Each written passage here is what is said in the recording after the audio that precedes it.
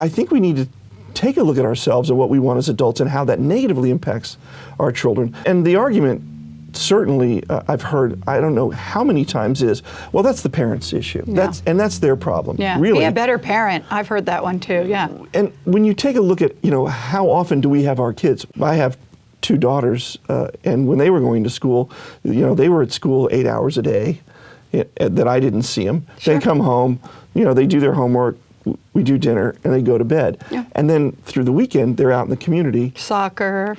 Whatever, and other kids, parents, other adult influences.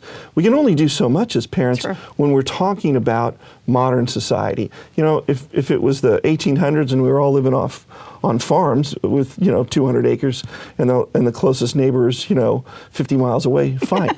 That's not today's life. Not today. And so we do have to take responsibility for the things that we do around us when we're living in an urban area. We're not an island unto ourselves. No.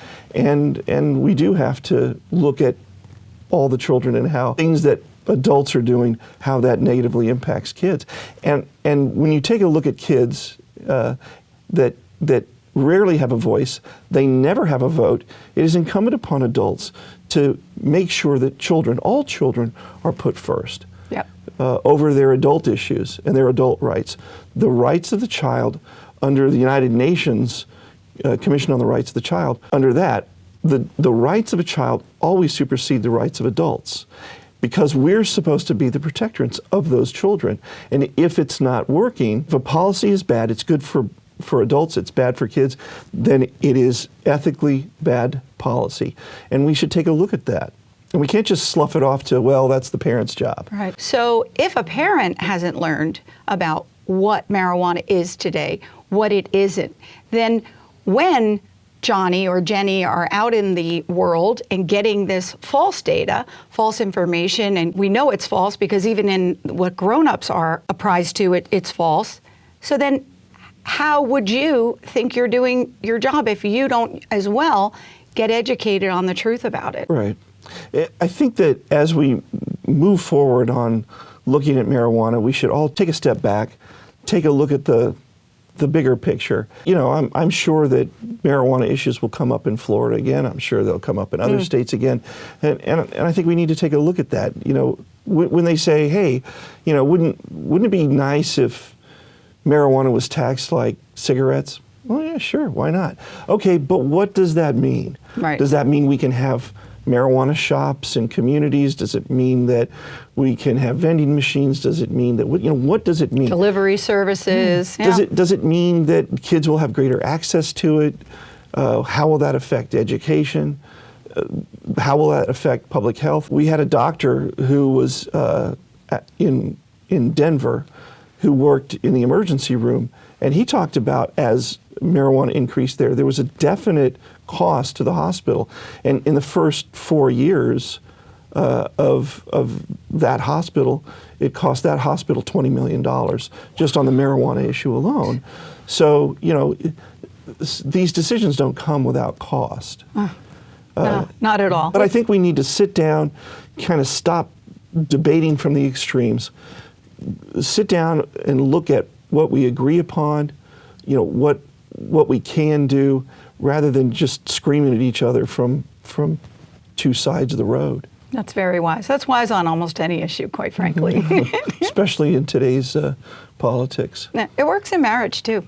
Yeah. Speaking of Florida, I am telling you, I have talked to my friends here, I've talked to strangers here.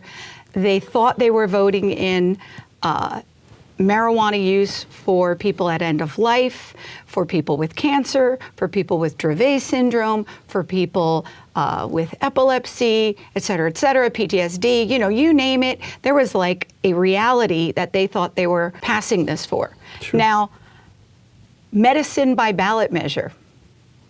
I mean, honestly, I never thought I would see this. So I assume you have that in Florida now, medical. Yeah. And they're looking at recreational. Oh, they're pushing hard. They didn't make the deadline with the signatures, but the same people who swore that the only reason they were pushing and putting the money behind for medical use was for the patients, that was their term, are now the exact same people putting the money behind the movement for recreational. So, I mean, I hope that was an eye-opener for some people who voted for it, because, I mean, if you didn't feel hoodwinked, you should have. But you come with a lot of experience, and I'm just putting you on the spot to kind of disabuse people of just the whole kind of sordid movement of it all, if you will. You know, the first thing I would do is look at, you know, the measure, and what does it say it's going to do? What are you going to have? And, you know, generally, the vast majority of people don't smoke marijuana, so it doesn't really affect them, but they also think that it's silly for somebody to get arrested for a joint and go to jail. Okay. Even though that's not happening. Right. You know, really, you don't see that. But they're passionate about something because they feel that should not be. Okay, fine. Sure, but you know, when you take a look at something, how is it going to affect all the people around you? You know, you may be able to own a gun, but you can't just go out with a 12-gauge shotgun at 10 o'clock at night in your backyard and just start popping off shots. You can't do that. So when we live in close quarters, we look at how that's going to affect each other. And it's funny, in a state like California, where I'm from, where they had looked at a number of issues, especially on the tobacco issue, and started to see how it was affecting everybody. And then they had done great work on the tobacco. I mean, I remember early on, 20 years ago, you're looking at, well, they're starting to kind of tighten down the laws on smoking, and you couldn't smoke in a city building first. Then it was a public building. Then it was a bar. Restaurant. We thought that was the last hold. Couldn't smoke out on the patio. Then it was like you can't smoke in a city park. And then they said no smoking on any beach, any city or state beach up and down the state of California. That's great.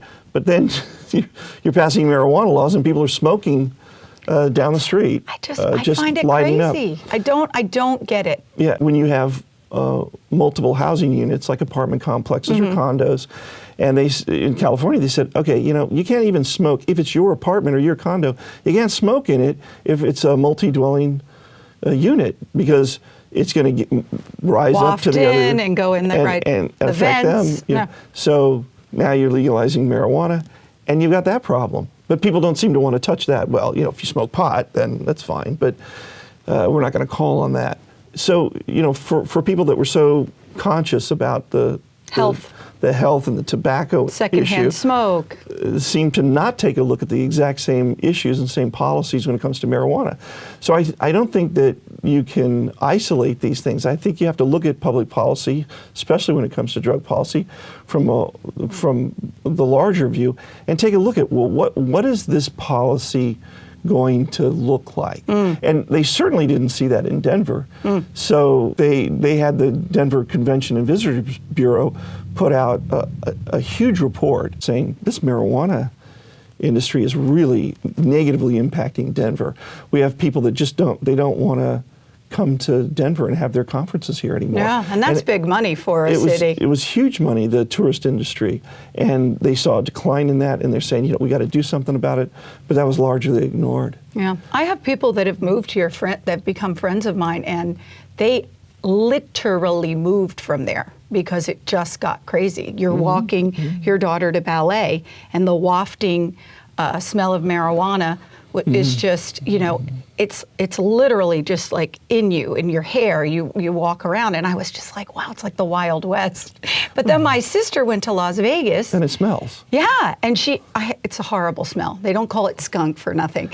My sister was in Las Vegas, this big vacation she couldn't wait to go on, and she doesn't call me from vacation. She's like, Lynn, you would be out of your mind. It's everywhere. You cannot walk out of your fancy hotel.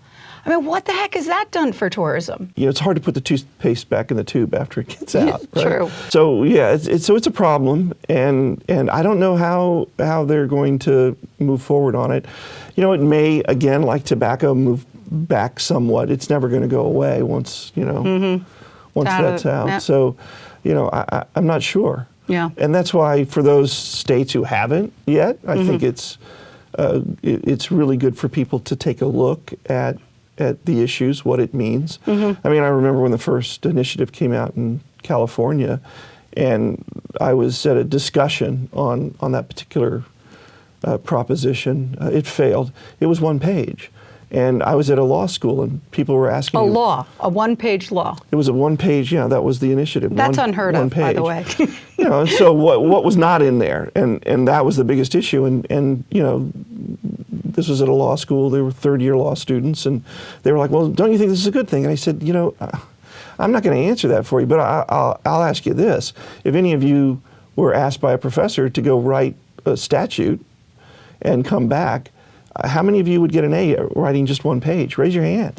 And not a single one of them raised their hand. And I said, so what's not in there? Sometimes you got to look at what's not in there more than what's in there. True. And what are the problems and challenges that are going to happen with that? Originally, the initiative process was set forth so that you could go around the legislative process. Red tape or whatever. Yeah, because, you know, they felt that it was first started in Oregon because, you know, the legislatures weren't listening to them, or they felt that big business was grabbing a hold of it. You didn't have the money. So it was the initiative process. Unfortunately now, that initiative process has been taken over by millionaires or even billionaires so that they can get anything on there, spend a whole heck of a lot of money. Because they have it. And put out all kinds of propaganda in media campaigns. And people think, well, okay, that seems fine. Yeah. So that initiative process that was originally meant for the people have been taken over by people with special interests Yeah. and corporations.